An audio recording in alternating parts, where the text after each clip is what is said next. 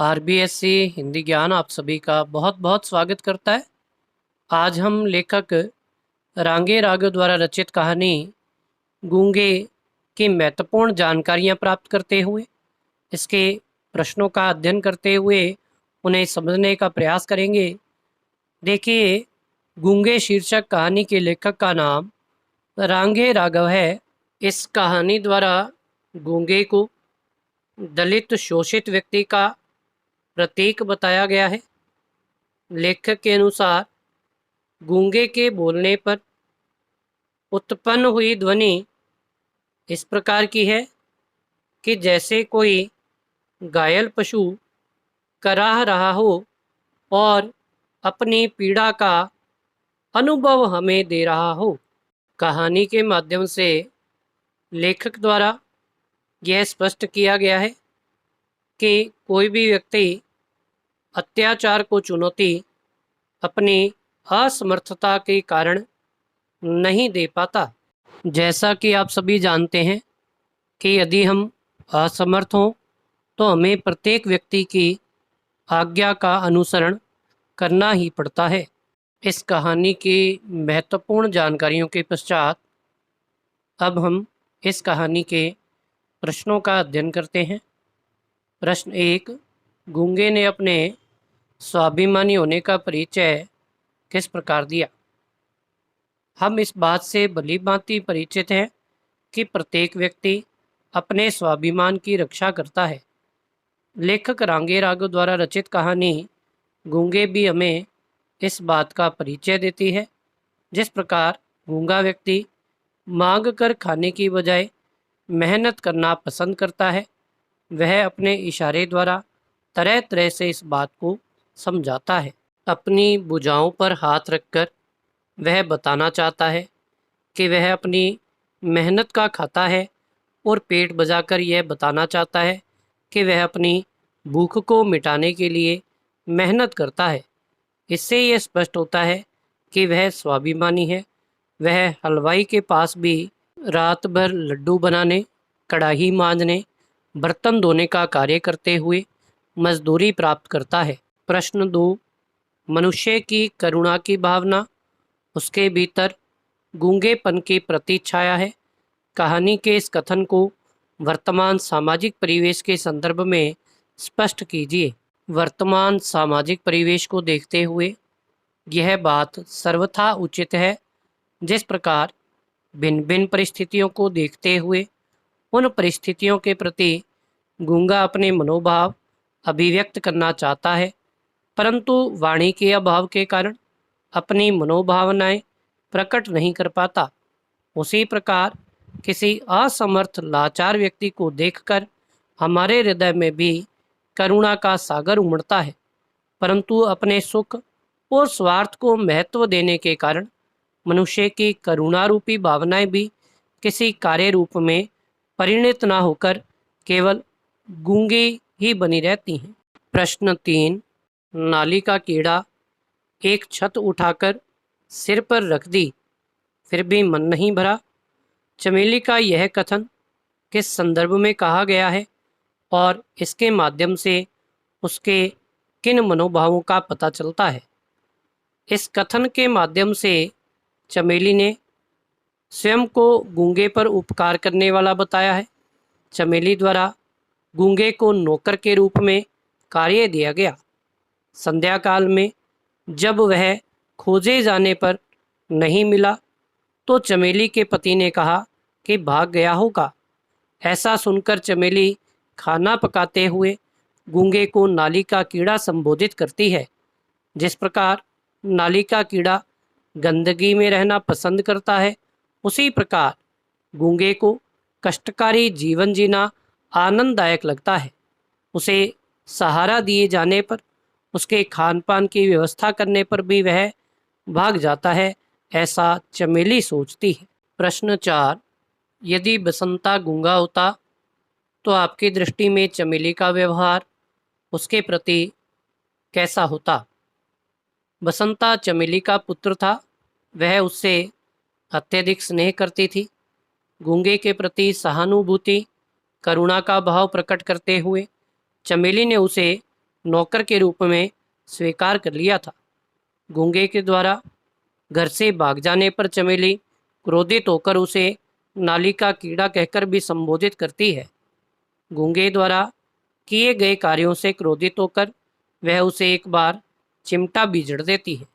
इसके विपरीत यदि कहानी में चमेली का पुत्र बसंता गूंगा होता तो वह उसे कदापि क्रोधित ना होती, उसके प्रति सहानुभूति का भाव रखती, वह उसे कदापि चिमटे से नहीं पीटती। बसंता द्वारा गूंगे को पीटने पर भी चमेली गूंगे पर ही क्रोधित होती है। इस प्रकार की परिस्थितियों में यदि कोई बसंता को पीटता तो चमेली यह बर्दाश्त नहीं कर पाती। प्रश्न 5। उसकी आंखों में पानी भरा था, जैसे उनमें एक शिकायत थी, पक्षपात के प्रति तिरस्कार था। क्यों?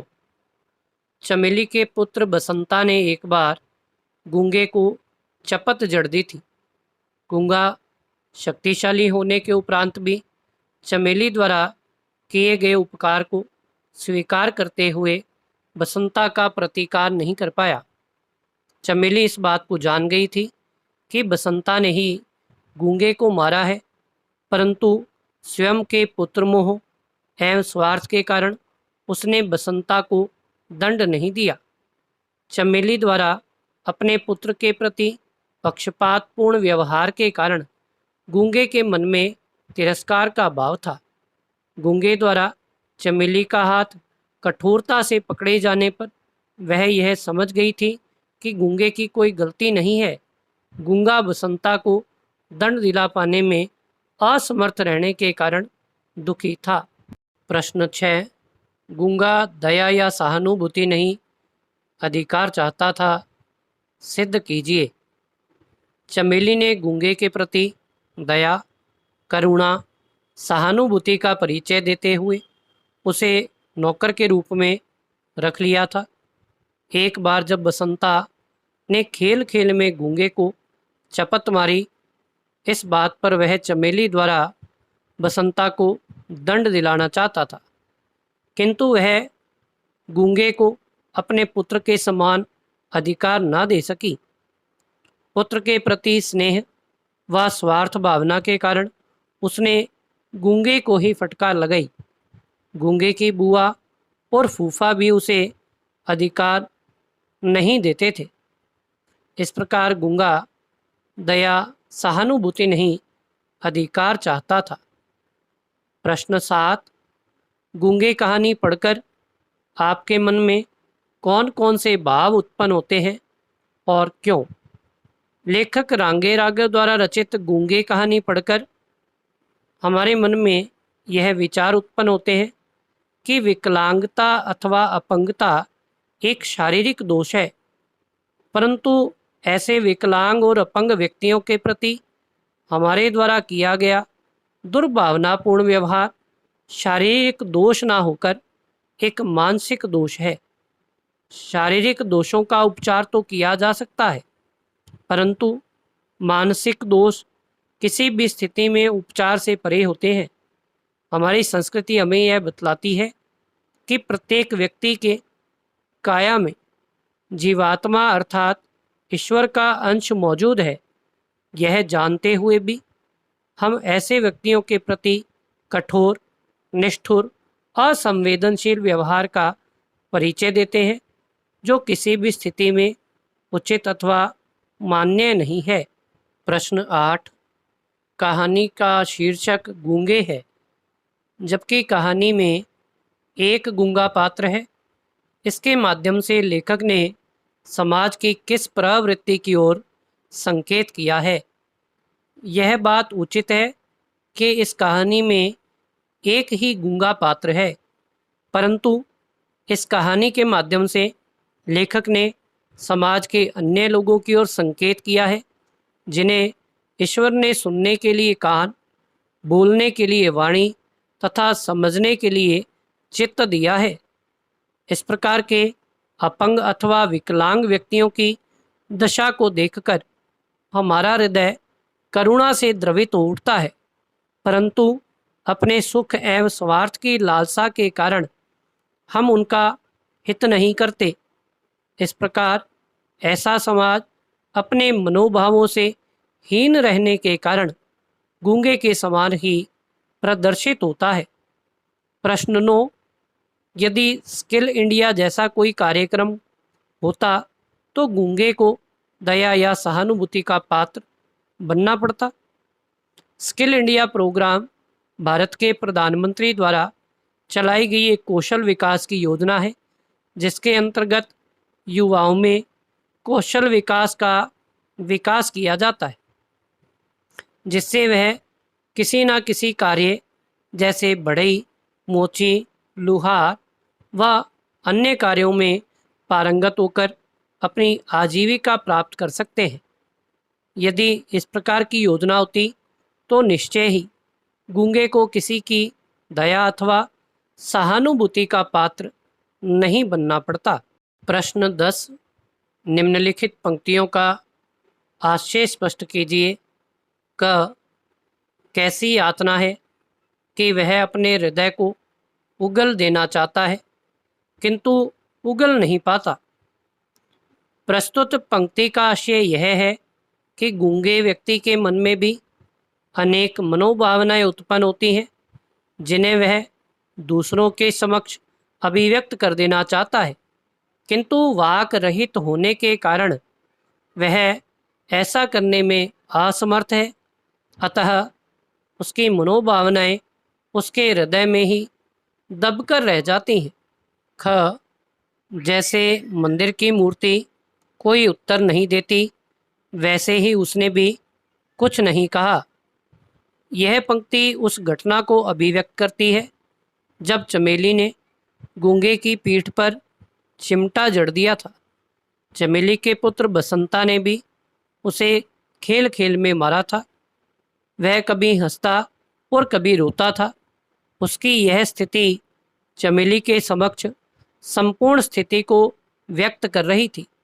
चमेली द्वारा क्रोध में कुछ भी पूछने पर वह उसे कोई उत्तर नहीं देता था। इस प्रकार मंदिर की मूर्ति की तरह उसका व्यवहार था। आशा करता हूँ कि गूंगे कहानी के सभी प्रश्न आपको भली भांति समझ में आए होंगे। हिंदी से संबंधित सभी प्रकार की समस्याओं का निराकरण करने के लिए आप शीघ्र ही हमारे चैनल को सब्सक्राइब करें और बेल आइकन को दबाएं, क्योंकि आप सभी जानते हैं कि घंटी बजाना बहुत अच्छी बात है, जिससे आपको अतिशीघ्र आने वाले वीडियोस प्राप्त हो सके। धन्यवाद।